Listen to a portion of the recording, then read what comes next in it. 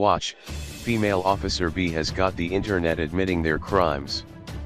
If you think that crime in this country is spiraling out of control faster than some rappers' careers, CSI Twitter jokingly think they may have found the reason for the spike.